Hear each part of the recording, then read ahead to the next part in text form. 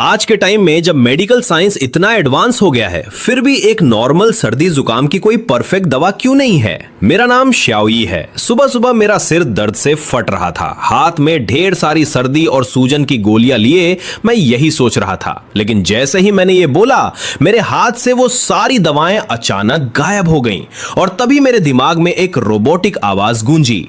मालिक की इच्छा डिटेक्ट हो गई है। डीकंपोजिशन रिकंस्ट्रक्शन सिस्टम एक्टिवेट किया जा रहा है। सिस्टम ने मेरी उन नॉर्मल गोलियों को रिसाइकल किया और उन्हें रिकंस्ट्रक्ट करके मुझे सर्दी की 2 सुपर इफेक्टिव कैप्सूल्स दे दी। मैं तो एकदम ब्लैंक हो गया। क्या मुझे हेलुसिनेशन हो रहा है?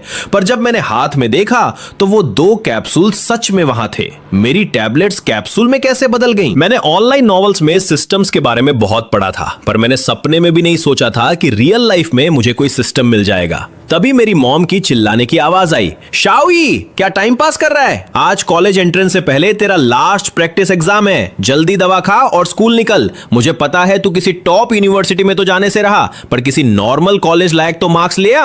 मॉम का जूता उड़ने ही वाला था, तो मैंने ज्यादा नहीं सोचा। सेफ्टी के लिए दोनों गोलियां एक साथ नहीं खाई, बस एक कैप्सूल मुंह में डाला, दूसरा बैग में रखा और जैकेट पहनकर घर से भाग लिया। साइकिल पर बैठते ही मुझे फील हुआ, वेट, मेरी सर्दी गायब।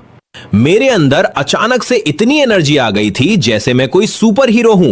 ये सब उस कैप्सूल का कमाल था। मैं खुशी से पागल हो गया और मैंने एक्साइटमेंट में सिस्टम को आवाज लगाई, सिस्टम जल्दी अपने बारे में बताओ। सिस्टम ने बताया कि वो किसी भी चीज को तोड़कर रैंडमली नई चीज बना सकता है। मैं चाहूं तो अपनी पसंद की चीज भी बनवा सकता हूं, और अगर मॉलिक्यूल्स कम पड़े तो सिस्टम खुद ऐड कर देगा। अभी ये लेवल 1 पर था, यानी दिन में सिर्फ एक चीज रिकंस्ट्रक्ट कर सकता था। मेरे दिमाग की बत्ती चली। इसका मतलब अगर मैं एक कबाड़ हो चुकी लग्जरी कार खरीदूं तो क्या मैं उसे तोड़कर एकदम नई ब्रांड न्यू कार में बदल सकता हूं? बिल्कुल बदल सकता था। एग्जाम्स खत्म होते ही मैं यही करने वाला था। इमेजिन करो, मैं लाखों की कार लेकर कॉलेज जा रहा हूं और लड़कियां मुझे देखकर हाथ हिला रही है। पर तभी मॉम ने ऊपर खिड़की से फिर चिल्लाया, नीचे खड़ा क्या कर रहा है? स्कूल जाना है या मार खानी है? मैं बिना पीछे मुड़े सीधा स्कूल की तरफ निकल गया। मेरे जाते ही मॉम ने अंदर जाकर पापा पर गुस्सा निकाला। सारा दिन अपने टूटे बर्तनों में लगे रहते हो, कभी अपने लाडले को भी देख लिया करो, एकदम जीरो है पढ़ाई में। खैर, मैं हमेशा की तरह क्लास शुरू होने के एकदम एंड मोमेंट पर पहुंचा और पीछे अपनी फिक्स सीट पर बैठ गया। मेरे दोस्त ने मुझे देखकर कहा, भाई तुझे तो भयंकर सर्दी थी, आज तो मुझसे भी ज्यादा चार्ज्ड अप कैसे लग रहा है? इससे पहले मैं कुछ बोलता, हमारी खड़ूस क्लास टीचर पेपर्स का मोटा बंडल लेकर आ गई। सब रेडी हो जाओ, ये तुम्हारा लास्ट हाई स्कूल एग्जाम है, अपना बेस्ट देना। टीचर की वही पुरानी मोटिवेशनल स्पीच चालू थी। पेपर बटने ही वाले थे कि अचानक फर्स्ट रो के कोने से लगातार और बहुत तेज खांसने की आवाज आने लगी। शांत क्लास में वो आवाज बहुत लाउड थी। वो हमारी क्लास की टॉपर श्याओ जिहान थी। वो बहुत सिंपल रहती थी, बड़े चश्मे और ढीले यूनिफॉर्म में अपना चेहरा छुपा कर रखती थी। बचपन में ही अनाथ हो गई थी, इसलिए उसमें कॉन्फिडेंस एकदम नहीं था और क्लास वाले उसे बदसूरत लड़की बुलाते थे। वो बेचारी हाथ से मुंह दबाकर अपनी खांसी रोकने की बहुत कोशिश कर रही थी। टीचर ने तरस खाकर कहा, श्याओ श्याओ, ऐसे काम नहीं चलेगा, तुम मेडिकल रूम चली जाओ, इस सर्दी से तुम्हारे मार्क्स खराब हो जाएंगे। उन्हें पता था कि वो खुद से कभी दवा नहीं खरीदेगी। तभी मैं अपनी लास्ट बेंच से खड़ा हुआ और एक दमदार आवाज में बोला, मैम, मेरे पास सर्दी की एक ऐसी सुपर दवा है जिससे खांसी तुरंत रुक जाएगी। शायद पहले इसे वो खा लेनी चाहिए। मेरी आवाज सुनते ही पूरी क्लास की नजरें एक साथ मुझ पर आकर टिक गईं। क्लास के सारे लड़के मुझे हैरानी से देख रहे थे, पर भाई मुझे किसी की परवाह नहीं थी। मैं सीधा खड़ा हुआ और एक चौड़ी मुस्कान के साथ क्लास की पहली बेंच की तरफ चल दिया। मेरे हाथ में वो जादुई सर्दी की दवा का पैकेट था। वैसे तो मेरा इस सब से कोई लेना देना नहीं था, पर अचानक मेरे दिमाग की बत्ती चली।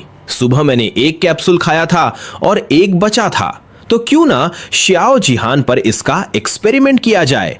अगर ये दवा दूसरों पर भी काम कर गई तो भाई मैं तो फ्यूचर में करोड़पति बन जाऊंगा। हमारी वो सख्त टीचर जिन्हें सब खड़ूस बुलाते थे, वो भी मुझे हैरानी से देख रही थी। उन्हें लगा शायद मैंने क्लास में कोई नई शरारत सोची है। उन्हें पता था कि क्लास के लड़के जिहान को बदसूरत बुलाते हैं और उससे दूर भागते हैं। पूरी क्लास की घूरती हुई आंखों के बीच मैं बड़े आराम से जिहान के पास पहुंचा और पैकेट उसकी तरफ बढ़ा दिया। ये लो, ये दवा बहुत कमाल की है, मैंने भी सुबह यही खाई थी। मैंने झूठ नहीं बोला था, दवा सच में सुपर इफेक्टिव थी। अचानक एक हाथ अपने सामने देखकर जिहान एक पल के लिए सुन्न पड़ गई। उसने अपना मुंह दबा रखा था और सिर नीचे था। फिर उसने बहुत शर्माते हुए सिर थोड़ा सा ऊपर उठाया और मुझ जैसे लंबे और हैंडसम लड़के को देखकर उसका चेहरा एकदम लाल हो गया। वो हिचकिचाई, नाना में सिर हिलाया और धीरे से थैंक यू बोलकर वापस मुंह छुपा लिया। पर जैसे ही उसने सिर हिलाया, उसके वो लंबे बाल साइड में हट गए और बस एक पल के लिए उसका असली चेहरा मेरे सामने आ गया। हालांकि उसने तुरंत सिर नीचे कर लिया था, पर भाई मेरी तो आंखें फटी की फटी रह गईं। खांसी की वजह से उसने अपना वो पुराना सा चश्मा उतारकर डेस्क पर रखा हुआ था और उसी वजह से मैंने उसका वो असली रूप देख लिया। एकदम दूध जैसी गोरी स्किन, कमल के फूल जैसा प्यारा और नाजुक चेहरा। भाई वो इतनी खूबसूरत थी कि मैं लफ्जों में नहीं बता सकता। भाई साहब, क्या मैं सपना देख रहा हूं? क्या यही वो बदसूरत लड़की है? क्या क्लास के सारे लड़के अंधे हो गए हैं या मेरी आंखों में कोई खराबी आ गई है? मैं तो एकदम ब्लैंक हो गया। टीचर को मेरा ये शौक चेहरा दिखा नहीं।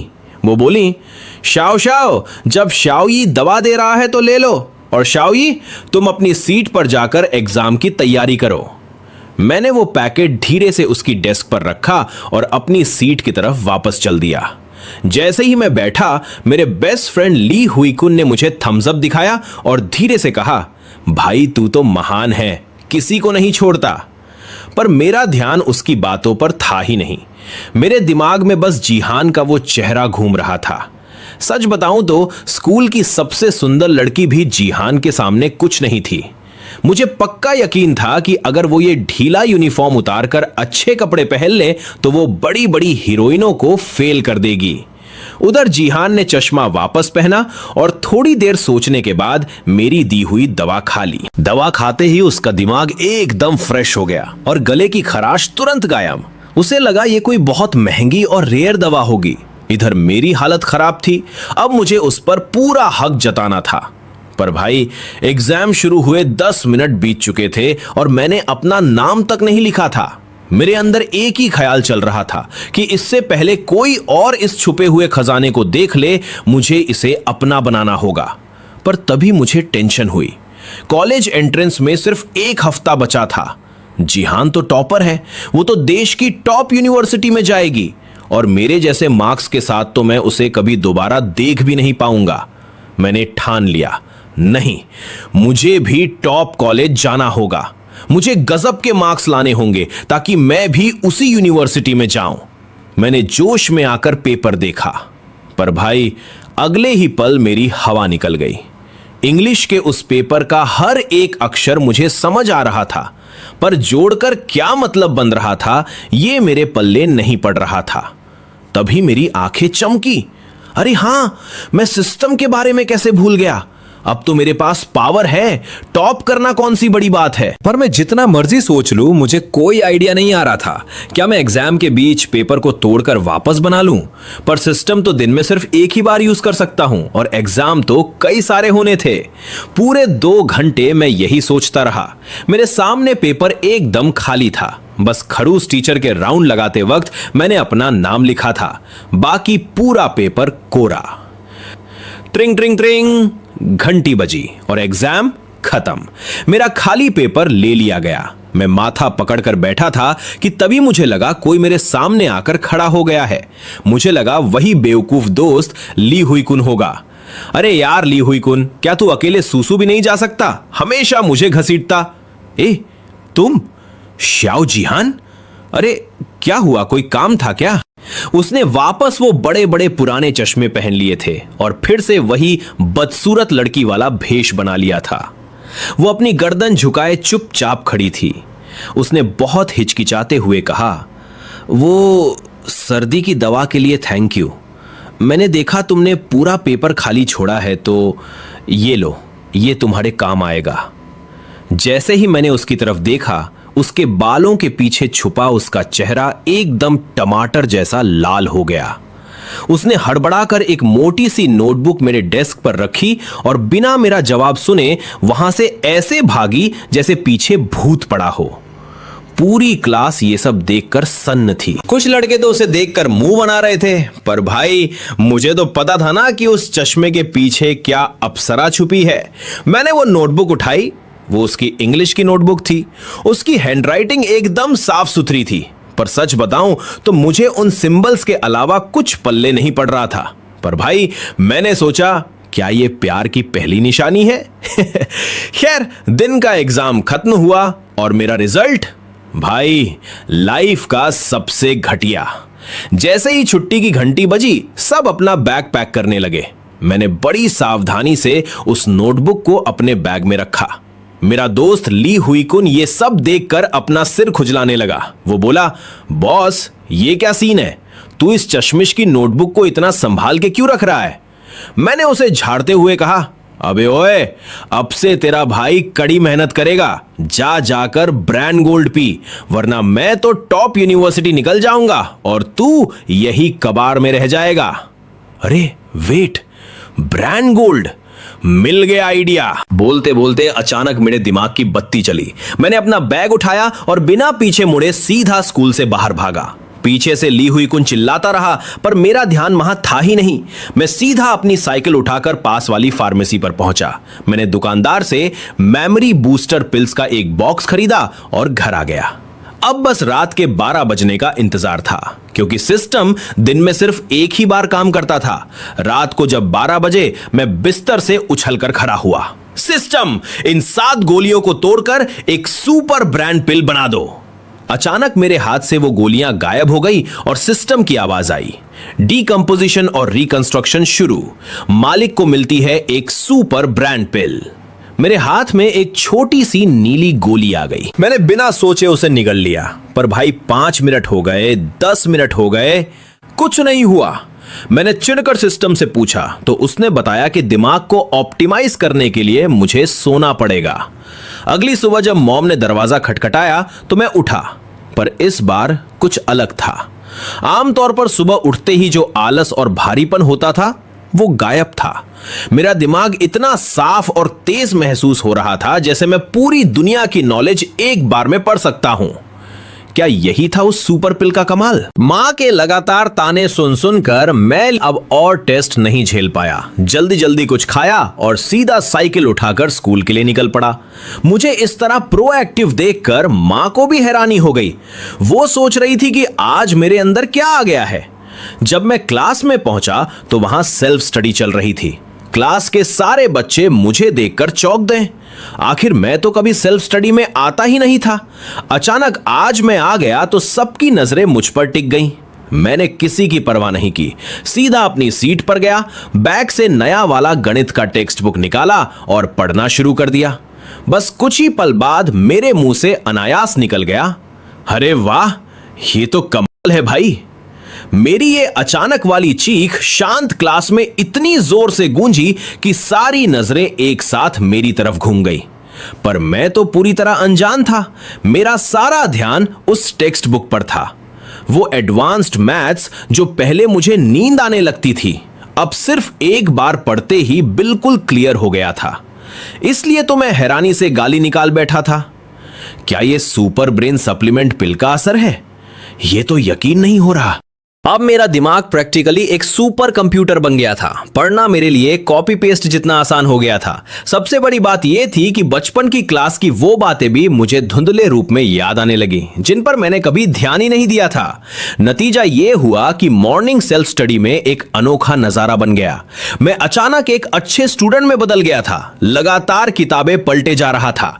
हालांकि मेरी पन्ने पलटने की स्पीड थोड़ी तेज थी। हर पन्ना ज्यादा से ज्यादा 10 सेकंड के लिए खुला रहता था। बेशक क्लासमेट्स को यह बिल्कुल भी नहीं लगा कि मैं सच में पढ़ रहा हूं। ट्रिंग ट्रिंग ट्रिंग, क्लास की घंटी बजते ही क्लास में हलचल शुरू हो गई।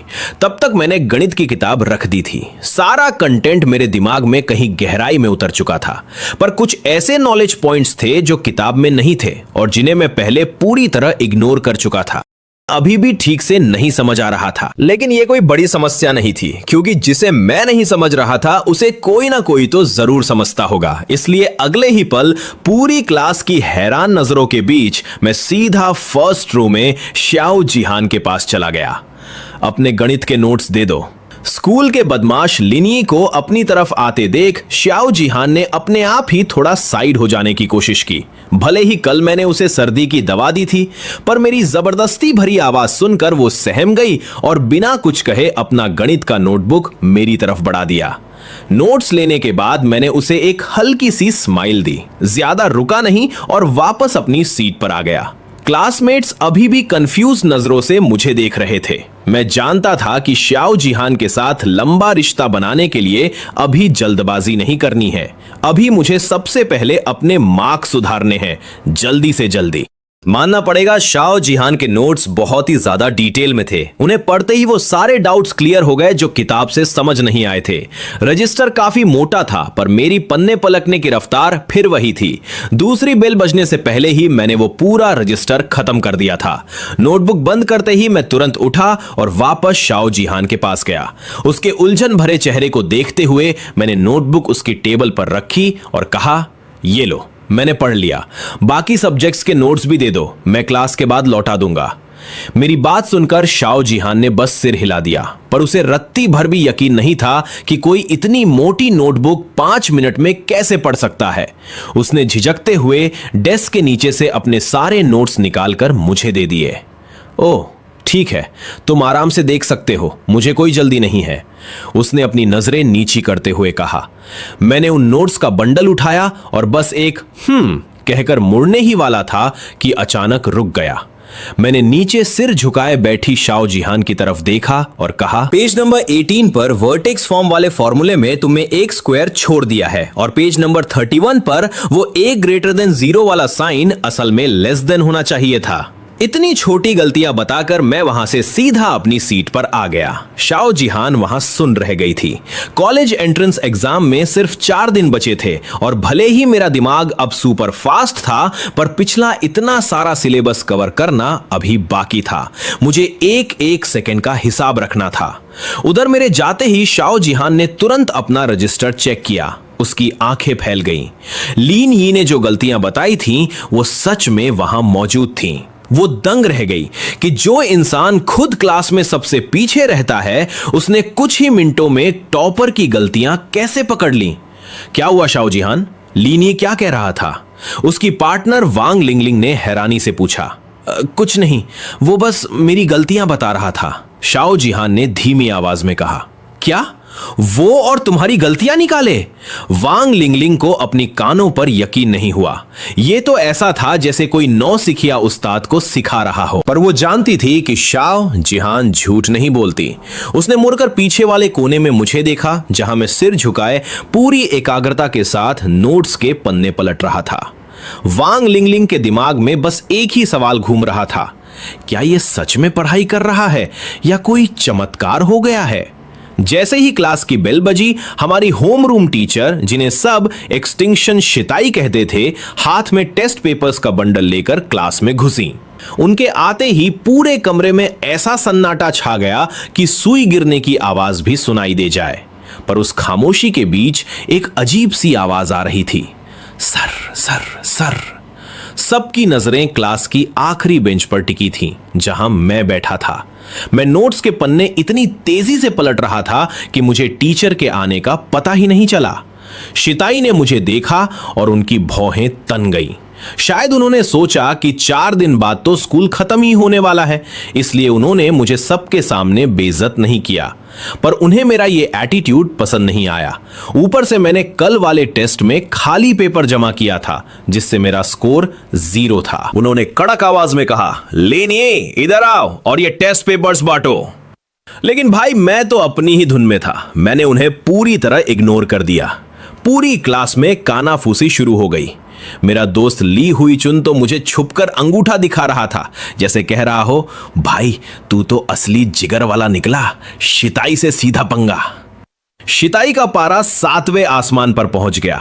उन्होंने धड़ाक से पेपर्स मेज पर पटके और शेरनी की तरह दहाड़ी, लेनी खड़े हो जाओ। उनकी इस लायन रोर से मैं बुरी तरह चौंक गया। मैंने ऊपर देखा तो शिताई का चेहरा गुस्से से लाल था। मुझे समझ नहीं आया कि मैंने क्या किया। मैं तो सोच रहा था कि कौन बेवकूफ है जो इन्हें उकसा रहा है, पर जब पूरी क्लास को मेरी तरफ देखते पाया तो समझ आया कि आज मेरी शामत आई है। शिताई ने इंग्लिश में मुझे डांटना शुरू कर दिया कि अब तो पेरेंट्स को बुलाना ही पड़ेगा। पहले मुझे उनकी इंग्लिश चिड़िया की भाषा लगती थी, पर आज पिल के असर से मेरा दिमाग उनकी हर एक ग्रामर मिस्टेक को पकड़ रहा था। मुझसे रहा नहीं गया और मैंने भी सहज भाव से फर्राटेदार इंग्लिश में जवाब दिया, टीचर आखिर बात क्या है? मैं यहां मेहनत से पढ़ रहा हूं, कोई गड़बड़ तो नहीं कर रहा। जैसे ही मेरे मुंह से वो फ्लुएंट इंग्लिश निकली, क्लास में सन्नाटा दुगना हो गया। सबको लगा कि क्या ये वही लीनी है जो हमेशा क्लास में लास्ट आता था। शिताई भी हक्की बक्की रह गई। जब उन्होंने फिर से मुझे इंग्लिश में डांटने की कोशिश की तो मैंने बीच में ही टोकते हुए उनकी गलती सुधार दी। मैम, आपके सेंटेंस में थोड़ी गलती है, इसे ऐसे बोला जाना चाहिए। शिताई की बोलती बंद हो गई। उन्होंने इंग्लिश छोड़कर चाइनीज में पूछा, क्या तुमने अभी मुझसे इंग्लिश में बात की? पूरी क्लास मुझे ऐसे देख रही थी जैसे मैं कोई दूसरे ग्रह का प्राणी हूं। मेरा दोस्त ली तो अपना सिर पकड़कर बैठ गया। उसे लगा कि मैंने उसे धोखा दिया है। हम दोनों ने साथ मिलकर कसम खाई थी कि हम कभी विदेशी भाषा नहीं सीखेंगे, पर यहां तो मैं लेवल 8 की इंग्लिश बोल रहा था। शिताई ने खुद को संभाला और मेरा वो खाली टेस्ट पेपर निकालकर टेबल पर रखा। उन्होंने चुनौती देते हुए कहा, ठीक है, अगर तू इतना ही होशियार है तो ये पेपर अभी मेरे सामने दोबारा सॉल्व कर। मुझे लगा कि ये मेरा पढ़ने का कीमती वक्त बर्बाद कर रही है, पर चारा क्या था। मैं स्टेज की तरफ बढ़ा। वक्त बचाने के चक्कर में मैं अपनी सीट पर वापस नहीं गया। जैसे ही मैं स्टेज के पास पहुंचा, पास में ही शाओ जिहान बैठी थी। मैंने बिना कुछ सोचे उसके हाथ से उसका पेन झपट लिया और कहा, जरा उधार देना। शाओ जिहान तो जैसे पत्थर की बन गई। वो अपने पेन को मेरी उंगलियों में और फिर मेरे मुंह में दबे हुए उसके ढक्कन को देख रही थी। उसे इस बात का दुख नहीं था कि मैंने पेन लिया, बल्कि इस बात का था कि मैंने पेन के ढक्कन को दांतों से दबा लिया था। मैंने बिना वक्त गवाए उसकी डेस्क पर ही झुककर धड़ाधड़ आंसर लिखने शुरू कर दिए। पिल का जादू अब पेपर पर उतरने वाला था। क्लासरूम में उस वक्त अजीब सी शांति थी। बस कागजों पर पेन चलने की खुरच खुरच सुनाई दे रही थी।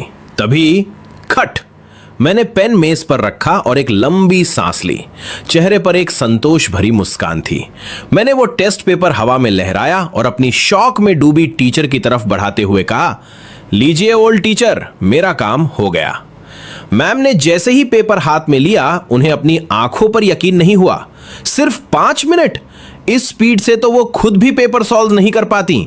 उन्हें लगा होगा कि शायद मैंने कुछ भी लिख दिया है, पर जैसे जैसे उनकी नजरें आंसर पर पड़ी, उनके पसीने छूटने लगे।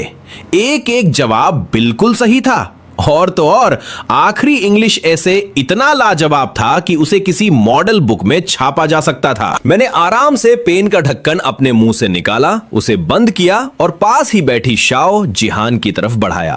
वो बेचारी शर्म से लाल हो चुकी थी। मैंने कहा, शुक्रिया, तुम्हारा पेन काफी लकी है।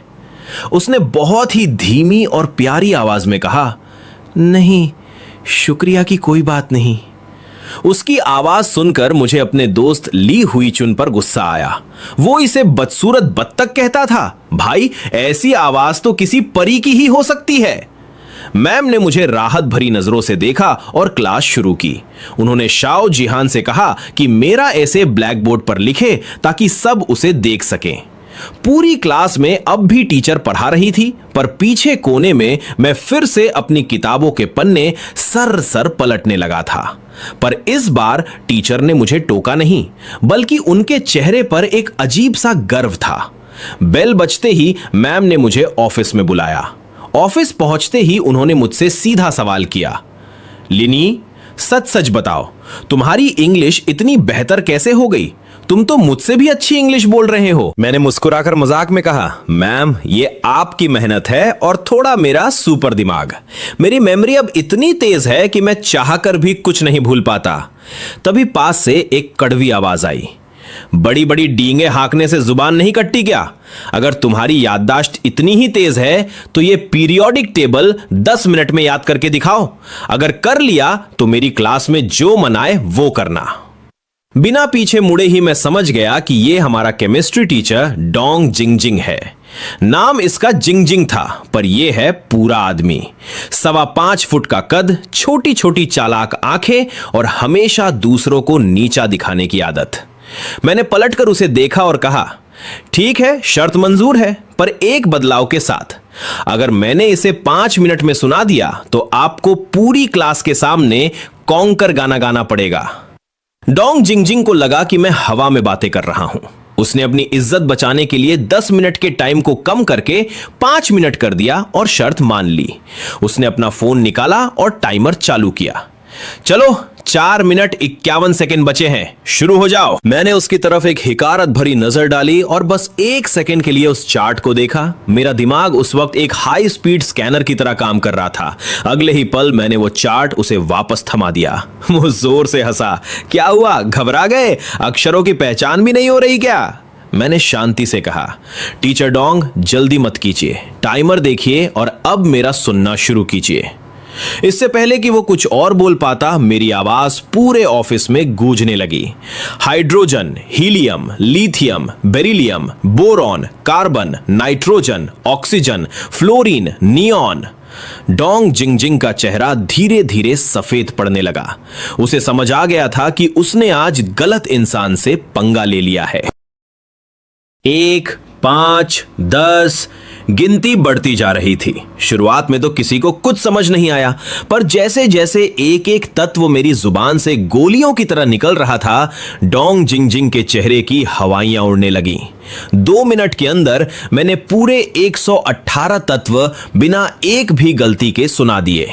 वो डोंग जिंगजिंग जो मुझे हमेशा नालायक समझता था, आज बुत बना खड़ा था।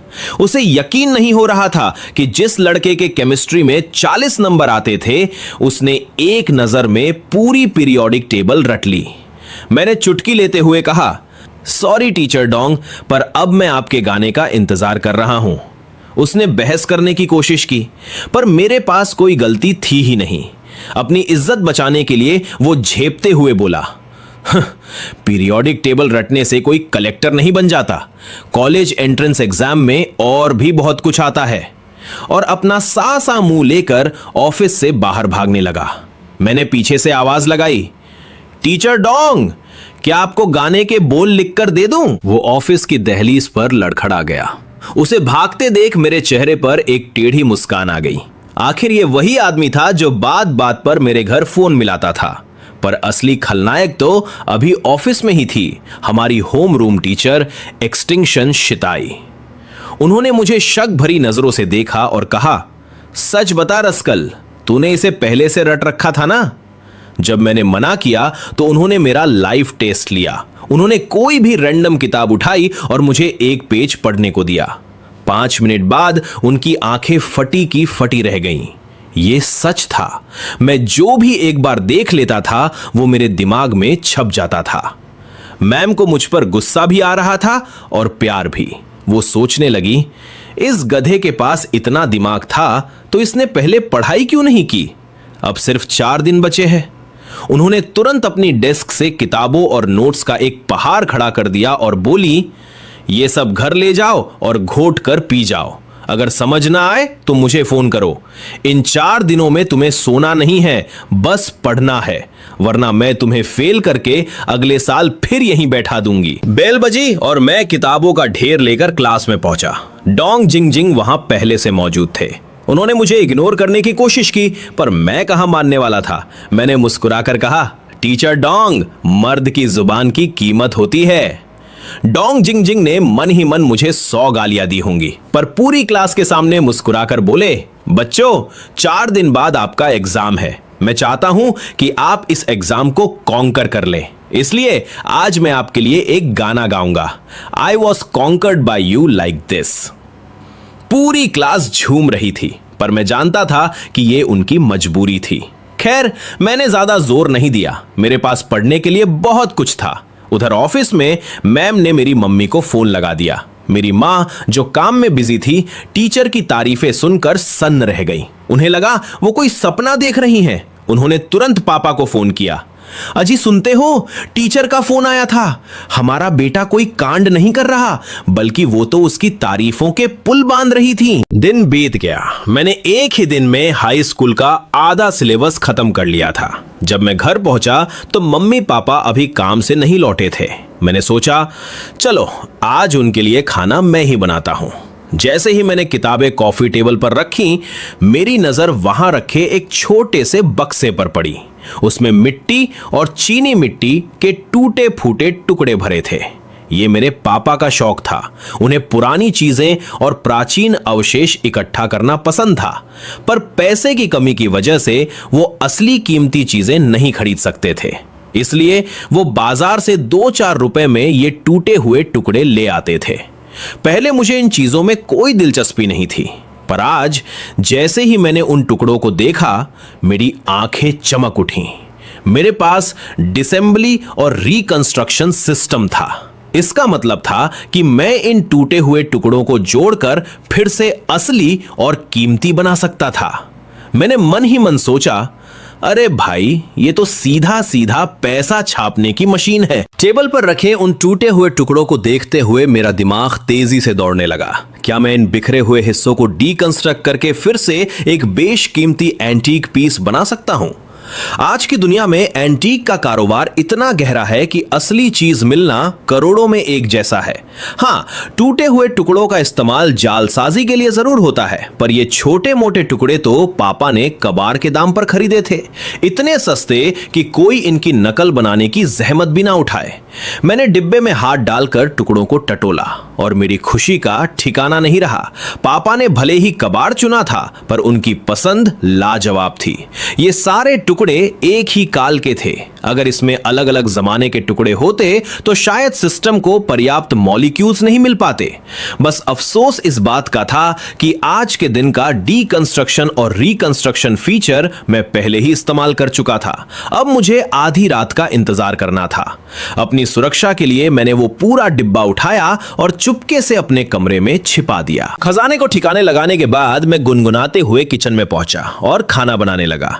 जब 4 डिश और एक सूप बनकर तैयार हो गया, तभी बाहर दरवाजा खुलने की आवाज आई। मम्मी और पापा अंदर आए, पर उनके चेहरे के हाव भाव देख मैं थोड़ा चकरा गया। अरे वाह, आप दोनों सही टाइम पर आए हैं। मैंने खाना बना दिया है। पर मम्मी, आप मुझे ऐसे क्यों देख रही हैं? मैं पहले ही साफ कर दूं, इस बार मैंने कोई कांड नहीं किया है। मैंने फौरन सफाई दी, क्योंकि जब भी मैं इतना आज्ञाकारी बनता था, उन्हें लगता था कि मैं बाहर कुछ रायता फैलाकर आया हूं। पर इस बार मामला कुछ और था। स्कूल के टीचर से बात करने के बाद शायद उन्हें यकीन नहीं हो रहा था कि ये उन्हीं का बेटा है। ओए बदमाश, क्या वाकई तेरी याददाश्त इतनी तेज है? आखिरकार मम्मी से रहा नहीं गया।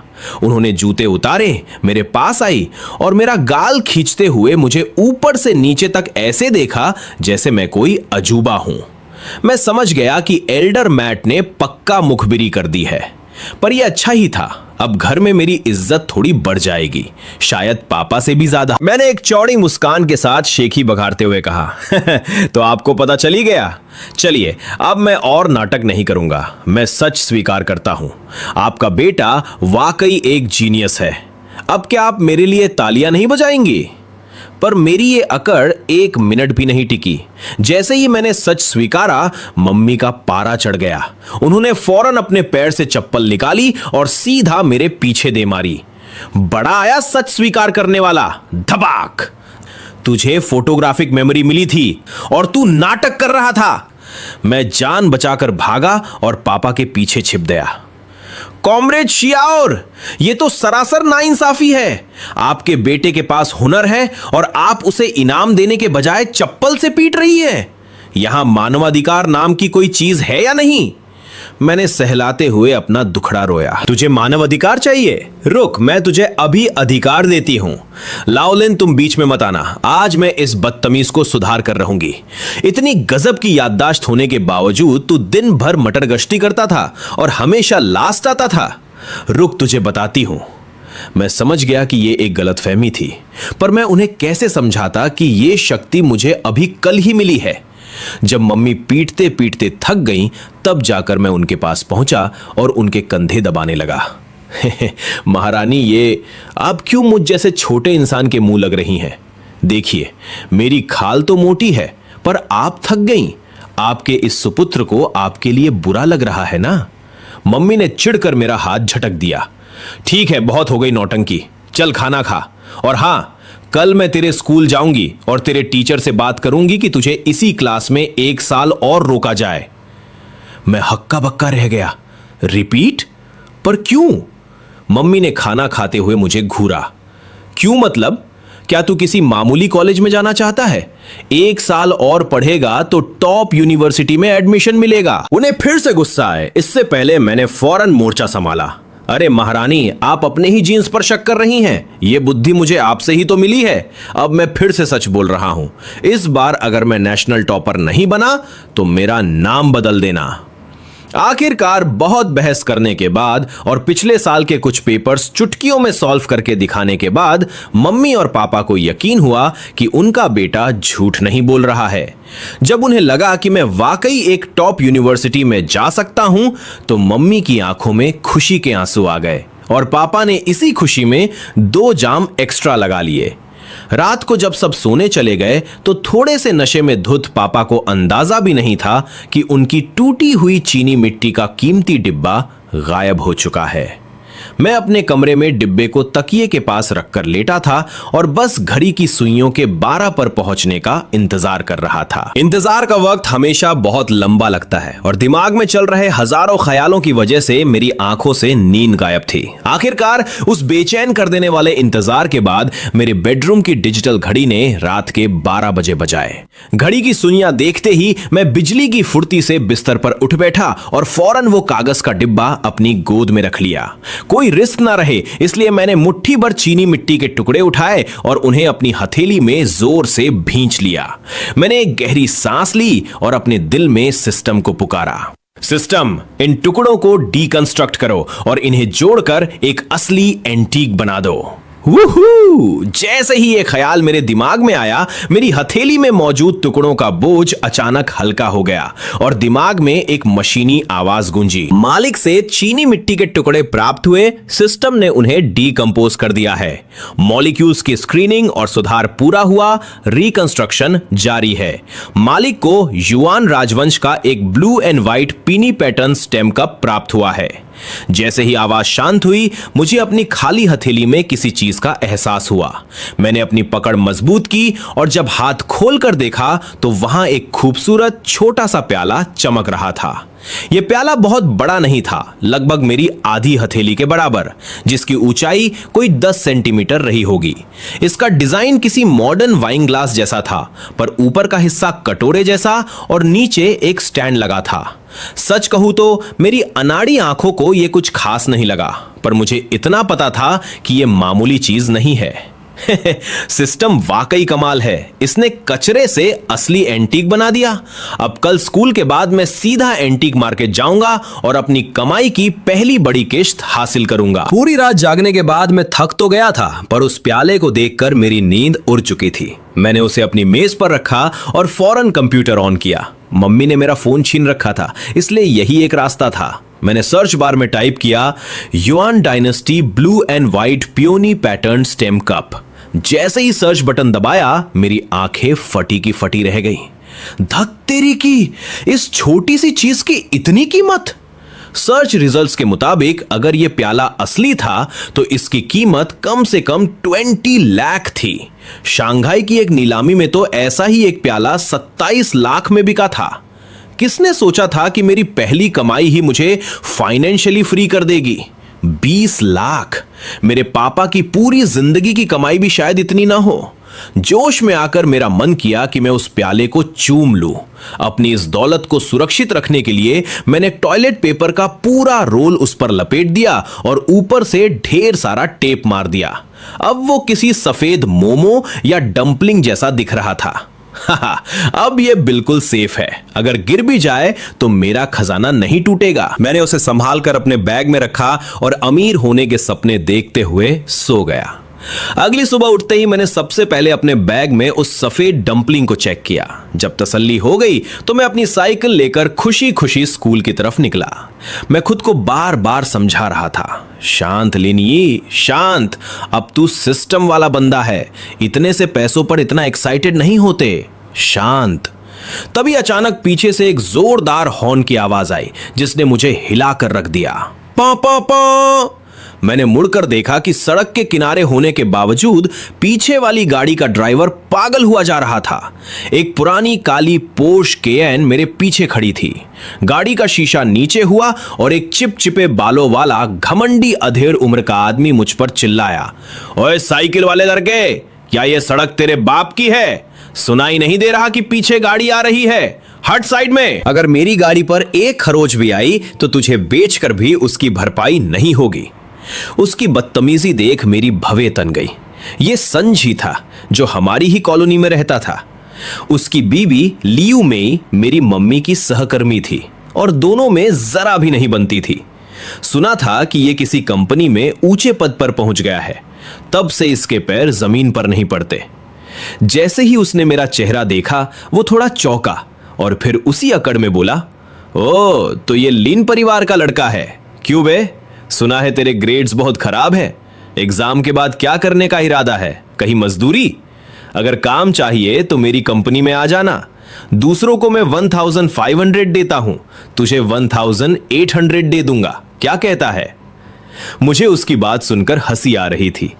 जिस बंदे के बैग में 25 to 30 लाख का कीमती एंटीक रखा हो, उसे ये आदमी 1800 रुपए की नौकरी का लालच दे रहा था। पता नहीं लियू मे को ये बात कहां से पता चली थी कि मैं अक्सर एग्जाम में आखिरी नंबर पर आता हूं। लगता था जैसे उसे अपनी ऊंची हैसियत दिखाने का बड़ा शौक था। वो अक्सर मम्मी से कहती थी, अगर लड़का पढ़ाई के लायक नहीं है तो उसे स्कूल भेजना बंद कर दो, उसका पति मेरे लिए कोई नौकरी वोकरी लगवा देगा। अपनी औलाद को डांटना एक बात होती है, लेकिन कोई दूसरा आकर उसे निकम्मा कहे, यह बिल्कुल अलग बात है। स्वाभाविक था, मम्मी को उसकी बातें बिल्कुल पसंद नहीं आती थी और अब तो हद ही हो गई। आज उसके पति ने भी मुझे देखते ही वही बात छेड़ दी। ये सोचकर ही लिनी के अंदर हल्की झुंझलाहट उठ गई, लेकिन ऐसे गवार लोगों से बहस करना उसे अपनी ही नादानी लगा। मैंने होठों पर हल्की मुस्कान लाई और आराम से बोला, ओ तो ये अंकल पोते हैं। ऑफर के लिए धन्यवाद अंकल पोते। अगर कॉलेज में एडमिशन नहीं मिला तो सबसे पहले आपको ही ढूंढूंगा। अभी मुझे स्कूल जाना है तो चलता हूं। इतना कहकर मैंने उसकी तरफ दोबारा देखा तक नहीं और साइकिल के पेडल जोर से मार दिए। पीछे खड़ा संजी मुझे दूर जाते हुए देख रहा था। उसने बनावटी अंदाज में लंबी सांस ली और सिर हिलाते हुए बोला, हाय ये लड़का तो मिट्टी का ढेला है जिससे कुछ बन ही नहीं सकता। अरे वाह मैनेजर सन, ये आपकी बड़ी वाली पोर्श है क्या? कितने की होगी? कुछ लाख की तो होगी ही। सच में बड़े अफसरों की बात ही अलग होती है। उसी समय पास से एक पड़ोसी की आवाज आई। संजी तो पहले ही कार की खिड़की बंद करने वाला था, लेकिन जैसे ही उसने तारीफ सुनी उसके चेहरे पर तुरंत घमंडी मुस्कान फैल गई। उसने हाथ हिलाते हुए बनावटी सादगी से कहा, अरे बस ऐसे ही गुजारा चल रहा है। सेकेंड हैंड कार है, ज्यादा महंगी नहीं, बस 50 से थोड़ी ऊपर होगी। कंपनी में काम है, अब चलता हूं, लाओ वांग। इतना कहकर उसने शीशा ऊपर किया, एक्सीलरेटर दबाया और गाड़ी आगे बढ़ा दी। पुरानी पोर्श से निकलता काला धुआं देखते हुए पड़ोसी लाओ वांग ने होठ टेढ़े कर लिए। बड़ा आया रौब झाड़ने वाला। मेरा बेटा सेकेंड हैंड कार का काम करता है। ये 2000 मॉडल की पुरानी केन है, ज्यादा से ज्यादा 50,000 की होगी। सोचता है मुझे पता नहीं चलेगा। ये छोटा सा वाकया जल्दी ही खत्म हो गया और मैंने भी इसे दिल पर नहीं लिया। कल की तरह ही जैसे ही मैं क्लासरूम में पहुंचा, मैंने अपना बैग खोला और तुरंत किताबें निकालकर पढ़ाई में जुट गया। एक किताब, 5 किताब, शायद इसलिए कि कई किताबों में एक जैसा ही कंटेंट था। दोपहर होने तक मैंने क्लास टीचर द्वारा दी गई सारी स्टडी मटेरियल खत्म कर ली, वो भी अपनी उम्मीद से आधा दिन पहले। मैंने लंबी सांस छोड़ी। अब मैं पूरे विश्वास के साथ कह सकता था, हाई स्कूल का ऐसा कोई टॉपिक नहीं बचा था जो मुझे समझ ना आता हो। मेरी मौजूदा क्षमता से अगर मैं चाहूं तो कॉलेज एंट्रेंस एग्जाम में फुल मार्क्स ला सकता था। इतना आत्मविश्वास पहले कभी नहीं था। अब पढ़ाई की चिंता खत्म हो चुकी थी, तो अगला काम था पैसा कमाना। मैं भी सोच ही रहा था कि दोपहर में छुट्टी लेकर निकल जाऊं या नहीं, तभी स्कूल की छुट्टी की घंटी बज गई। बॉस, आज मैं ट्रीट दे रहा हूं, स्पाइसी हॉट पॉट, चलो। घंटी बजते ही ली हुई कुन उछलकर खड़ा हुआ और मुझे खाने के लिए बुलाने लगा। लेकिन इस समय मुझे बिल्कुल भूख नहीं थी। सुबह से लगातार पढ़ाई करने के बाद मेरे दिमाग में बस एक ही बात घूम रही थी, बैग में रखा वो खजाना जल्दी से जल्दी बेचकर पैसे बनाना।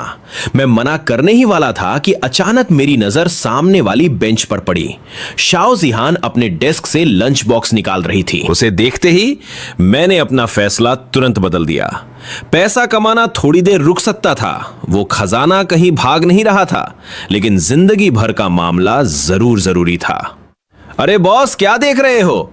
पीछे दरवाजे पर खड़ा ली हुई कुन पलटकर मुझे देख रहा था। जब उसने मेरी नजर का पीछा किया, अगले ही पल वो पूरी तरह सन्न रह गया। क्या बॉस सच में सामने बैठी उस अगली लड़की शाओ जिहान को देख रहा था?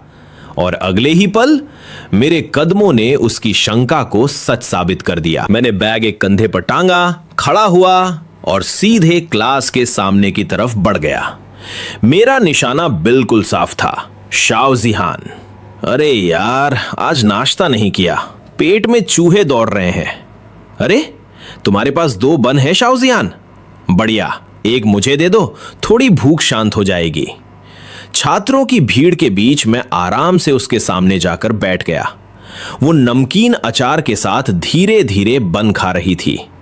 मैंने पेट पर हाथ फेरा और बिना जरा भी झिझक के उसके लंच बॉक्स से दूसरा बन उठाकर सीधे मुंह में ठूंस लिया।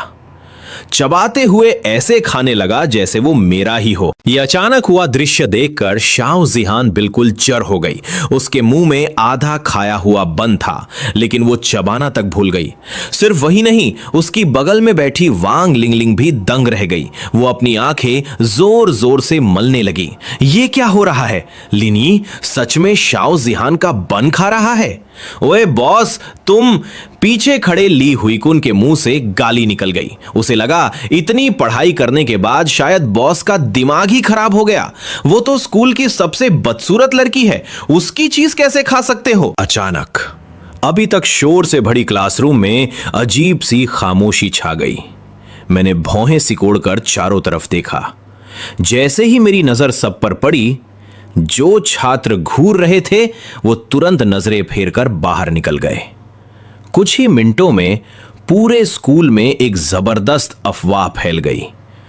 3rd हाई स्कूल का टॉपर लिनी स्कूल की सबसे बदसूरत लड़की का बन छीनकर खा गया। मैंने फिर शाओ जिहान की तरफ देखा। वो अब भी स्तब्ध बैठी थी। मैंने उसकी तरफ ध्यान दिए बिना आराम से हाथ बढ़ाया और उसके लंच बॉक्स से कुछ नमकीन अचार उठाकर खाने लगा। मेरी यह हरकत देखकर आखिरकार शाओ जिहान होश में आई, लेकिन वो अब भी समझ नहीं पा रही थी कि क्या करे। उसी समय जब मैंने अपने हाथ का आखिरी टुकड़ा मुंह में डाला, मैंने अपना हाथ उसकी तरफ बढ़ाया। तुरंत शाओ जिहान ने अपने हाथ में पकड़ा आधा खाया हुआ बन कसकर पकड़ लिया, जैसे डर हो कि मैं वो भी छीन लूंगा।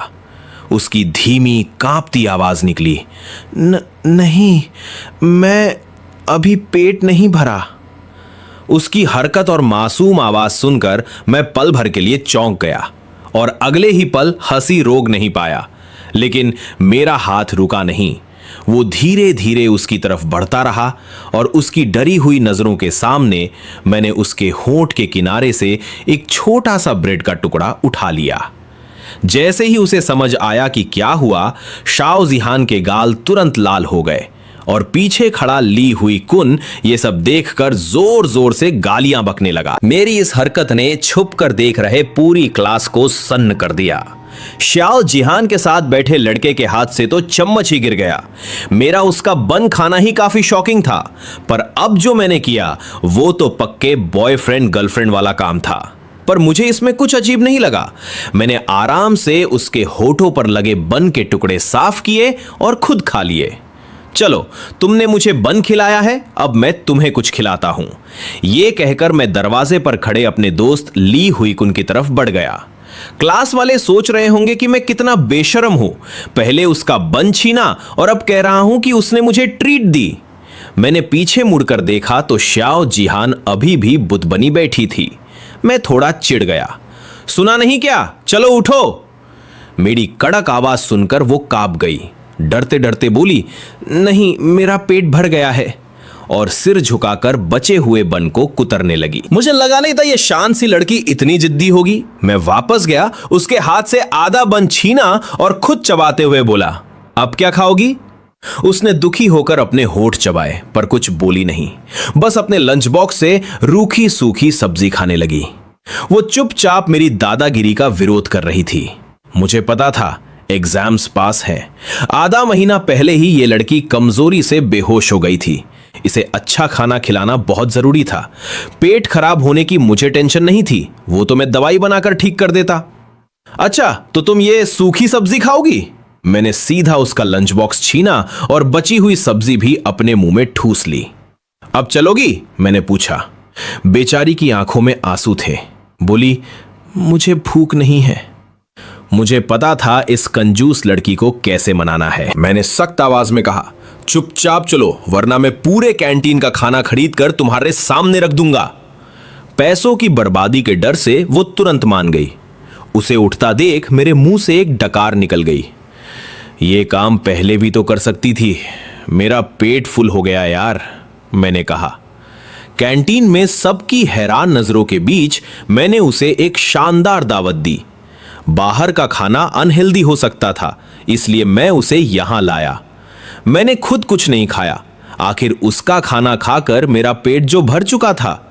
मैंने अपनी प्लेट का सारा अच्छा खाना और मीट उसकी प्लेट में डाल दिया और बहाना बनाया, आज का खाना बहुत बेकार बना है, ये तुम ही खा लो। उसका चेहरा लाल हो गया था, पर वो खाना बर्बाद नहीं कर सकती थी, इसलिए चुपचाप सिर झुकाकर खाने लगी। मेरा दोस्त ली हुई कुन, अरे वो अकेला खाने चला गया था। अपनी इस पहली डेट पर मैं उसे कबाब में हड्डी थोड़ी बनने देता। लंच खत्म हुआ। कैंटीन से बाहर निकलते हुए मैंने कहा, तुमने बन खिलाया, मैंने लंच कराया, हिसाब बराबर। मुझे दोपहर में काम है, तुम खुद क्लास चली जाना। मैं बिना उसका जवाब सुने अपनी साइकिल की तरफ चल दिया। मुझे नहीं पता था कि वो पीछे से मुझे जाते हुए देख रही थी। उसके दिल की धड़कनें तेज थीं और उसने धीरे से कहा था, तो क्या तुम दोपहर की क्लास में नहीं आओगे? मैं तुम्हारे नोट्स बना दूंगी।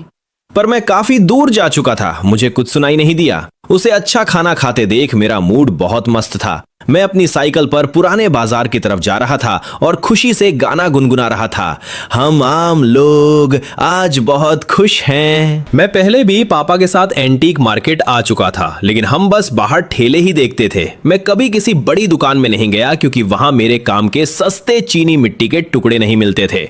पर आज बात अलग थी। मैंने अपनी साइकिल सीधे इस मार्केट की सबसे बड़ी दुकान जुआन रुई स्टूडियो के सामने खड़ी की। आखिर मेरे बैग में जो खजाना था उसकी कीमत पूरे 27 लाख थी। बाहर के छोटे ठेले वाले इसे खरीद ही नहीं सकते थे। जैसे ही मैं अंदर गया मैं हैरान रह गया। मैंने खुद से कहा, क्या यह सच में एंटीक की दुकान है? अंदर सब कुछ सोने की तरह चमक रहा था। यह किसी पुरानी चीजों की दुकान से ज्यादा ज्वेलरी शॉप लग रही थी। तभी भारी मेकअप किए हुए एक सेल्स वूमन मेरे पास आई और नकली सी मुस्कान के साथ बोली, हेलो सर, मैं आपकी क्या मदद कर सकती हूं? मुझे एक बच्चा समझकर उसका इंटरेस्ट थोड़ा कम हो गया था, क्योंकि यहां सबसे सस्ती चीज भी हजारों की होती है। उसे लगा नहीं था कि मैं कुछ खरीदूंगा। फिर भी मैंने सीधे काम की बात पूछी, क्या आप लोग यहां पुरानी चीजें खरीदते भी हैं? उसने मुस्कुराते हुए कहा, हाँ हम खरीदते हैं, लेकिन हमारी दुकान बहुत बड़ी है, तो अगर आपकी चीज एकदम खास नहीं हुई तो हम उसे नहीं लेंगे। मैंने भी पूरे कॉन्फिडेंस से कहा, टेंशन मत लो, मेरी चीज कोई मामूली चीज नहीं है, मुझे अपने मैनेजर या चेक करने वाले से मिलवाओ। यह कहकर मैं आगे बढ़ गया और वो मेरे पीछे पीछे आ गई। अभी हम कुछ कदम ही चले थे कि सामने से एक मोटा आदमी चमड़े का बैग टांगे आ रहा था। उसे देखकर मैं चौंक गया। क्या इत्तेफाक था। सेल्स वुमन ने उसे देखकर कहा, हेलो प्रेसिडेंट सुन, क्या आप बाहर जा रहे हैं? ये मोटा आदमी और कोई नहीं बल्कि सुनजी था, मेरी माँ की कलीग का घमंडी पति, जो मुझे आज सुबह ही मिला था। उसने एटीट्यूड में सिर हिलाया और मेरी तरफ देखा तक नहीं। मुझे लगा चलो अच्छा है इसने मुझे नहीं देखा, पर तभी वो रुका और सेल्स वुमन से कुछ कहने के लिए पीछे मुड़ा। तभी उसकी नजर मुझ पर पड़ी। अरे लिन, तुम यहां क्या कर रहे हो? मुझे ना चाहते हुए भी उसे हेलो बोलना पड़ा। सेल्स वुमन ने हैरान होकर बताया, सर ये लड़का हमें कुछ बेचना चाहता है। ये सुनते ही सुंजी ने मेरा मजाक उड़ाते हुए कहा, क्या बेचना है? कहीं वो तुम्हारे पापा के खरीदे हुए टूटे बर्तन तो नहीं? अगर ऐसा है तो रहने दो, हम यहां वो कचरा नहीं खरीदते। उसे लगता था कि मेरे पास बेचने के लिए कुछ भी कीमती नहीं हो सकता। मैंने उसकी बकवास का कोई जवाब नहीं दिया। मैंने अपना बैग उतारा और टॉयलेट पेपर में लपेटा हुआ अपना कप बाहर निकाला। इतना सारा टॉयलेट पेपर देखकर वो जोर से हंसा। ये क्या है? ऐसे लपेटा है जैसे कोई बड़ा खजाना हो। मैंने तुम्हें सुबह ही कहा था ना, पढ़ाई में अच्छे नहीं हो तो टाइम वेस्ट मत करो, माँ बाप का पैसा बचाओ, कोई जॉब ढूंढो और गाड़ी वाड़ी खरीदो। मेरी पोर्श जैसी महंगी गाड़ी ना सही, कोई सस्ती गाड़ी तो ले ही लोगे। उसने जानबूझकर अपनी महंगी गाड़ी का नाम जोर से लिया ताकि सब सुने। मुझे समझ नहीं आ रहा था कि ऐसा इंसान मैनेजर कैसे बन गया। मैंने उसे इग्नोर किया और टॉयलेट पेपर खोल दिया। अब सबके सामने एक सुंदर सा नीले और सफेद रंग का एंटीक कप रखा था, लेकिन उस कप को देखते ही सुनजी जोर जोर से हंसने लगा। लिन, क्या खजाना लाए हो? अरे बेवकूफ, हम इस शहर की सबसे बड़ी एंटीक दुकान है। हमें बेवकूफ बनाने के लिए कुछ ढंग का तो लाते। क्या तुम बता सकते हो ये किस पुराने कप की सस्ती कॉपी है? उसे एंटीक मार्केट में काम करते हुए 10 साल हो गए थे और मेरे इस एकदम नए दिखने वाले कप को देखते ही उसने 1 सेकंड में डिक्लेयर कर दिया कि ये एक नकली और आजकल का बना हुआ कप है। अच्छा, तो तुम्हारा मतलब है कि मेरी ये चीज नकली है? सुनजी का ये ओवर कॉन्फिडेंस और एटीट्यूड देखकर मुझे इस दुकान पर तरस आ रहा था जिसने ऐसे बेवकूफ को काम पर रखा है। माना कि मेरा कप देखने में थोड़ा नया लग रहा था, पर भाई वो सिस्टम से मिला था तो उसके नकली होने का तो कोई सवाल ही नहीं उठता था। सुनजी ने अपना ज्ञान बांटना शुरू किया। कोई भी नया बच्चा इसे देखकर बता देगा कि ये एक सस्ती कॉपी है। ये पुराने जमाने के युआन नीले सफेद कप की नकल है, पर इसमें जो फूल बना है वो असली वाले से अलग है। तुम्हें पता भी है असली युआन कप 2009 में 27 लाख में बिका था। उतने में तो मेरी पोर्श कार आ जाती है। असली युआन कप तो अनमोल होता है। हमारी इतनी बड़ी दुकान भी उसे अपने खजाने की तरह संभाल कर रखती। आसपास के लोग उसकी हाँ में हाँ मिला रहे थे और वो फुल फॉर्म में चौड़ा हो रहा था। उसे लगा मैं एक बच्चा हूं और उसकी बातें सुनकर डर जाऊंगा, पर मैं उसे इग्नोर करके एक अजीब सी नजर से देख रहा था। मैं वहां से जा भी नहीं सकता था क्योंकि मुझे अपना सामान बेचना था।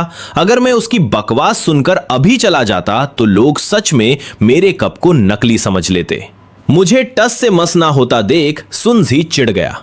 क्या अभी भी नहीं मानोगे? जाओ मास्टर वांग को बुला लाओ। दरअसल उसका अपना रटा रटाया ज्ञान खत्म हो गया था। वो एक्सपर्ट को बुलाकर खुद को सही साबित करना चाहता था। मैंने सिर हिलाया तो वो और भड़क गया। आजकल के बच्चे मानते ही नहीं। सुन लो लड़के, अगर तुम्हारी ये चीज असली निकली ना तो मैं इसे सबके सामने चबा कर खा जाऊंगा। मैं भी अब चुप नहीं रहा। अरे सुन अंकल, इसे मत खाइए, वैसे भी आपके दांत इसे चबाने लायक नहीं है। एक काम करते हैं, अगर मेरा कप असली हुआ तो आप अपनी पोर्श कार खाइएगा और अगर नकली हुआ तो मैं अपना कप खुद खा जाऊंगा।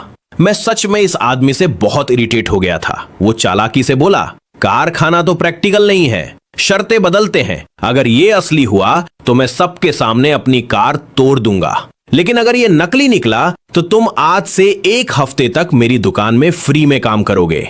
बाकी लोगों को लग रहा था कि वो मुझे सुधारने के लिए काम सिखा रहा है, पर मुझे उसकी चालाकी पता थी। 1 हफ्ते काम करने का मतलब था कि मेरे कॉलेज के एंट्रेंस एग्जाम्स छूट जाते। वो मेरी जिंदगी बर्बाद करना चाहता था, पर मुझे अपने सिस्टम पर पूरा भरोसा था, इसलिए मैंने बिना सोचे कहा, मंजूर है, सब सुन लो, बस हारने के बाद प्रेसिडेंट सुन अपनी बात से पीछे ना हट जाएं। मेरी बात सुनकर उसने छाती ठोक कर कहा कि जो अपनी बात से पलटेगा वो सबसे बड़ा डरपोक। तभी वो सेल्स वुमन एक छोटे से बुजुर्ग आदमी को लेकर वहां आई। उन्हें देखते ही सबने झुककर नमस्ते किया। वो एंटीक मार्केट के बहुत बड़े एक्सपर्ट मास्टर वांग थे। उनकी चेक की हुई चीज कभी गलत नहीं होती थी। अभी तक हवा में उड़ने वाले सुनजी की भी आवाज एकदम नरम हो गई। मास्टर वांग, ये लड़का 1 युआन कप लाया है, जरा चेक कर लीजिए। युआन कप का नाम सुनते ही मास्टर वांग की आंखें चमक उठीं। क्या सच में? जल्दी दिखाओ बेटा। उनकी एक्साइटमेंट देखकर मैंने जैसे ही कप उनके हाथ में देना चाहा, उन्होंने झट से अपने हाथ पीछे कर लिए। नहीं बेटा, एंटीक चीजों को कभी ऐसे हाथ में नहीं देते, इसे टेबल पर रख दो। मैंने हंसकर उनकी बात मानी और कप टेबल पर रख दिया। उन्होंने तुरंत अपनी जेब से सफेद ग्लव्स निकाले, उन्हें पहना और एक छोटा सा मैग्नीफाइंग ग्लास लेकर मेरे कप को बहुत ही ध्यान से चेक करने लगे। ये कप कुछ अजीब लग रहा है। जैसे ही मास्टर वांग ने कप उठाया, उन्होंने थोड़ा कंफ्यूज होकर कहा। ये सुनते ही सुनजी की खुशी का ठिकाना नहीं रहा। उसे लगा, वाह, इसका मतलब ये चीज सच में नकली है। उसने चैन की सांस ली। वो मन ही मन सोच रहा था, अगर इस लड़के का कप असली निकल जाता तो मुझे सबके सामने अपनी गाड़ी तोड़नी पड़ती।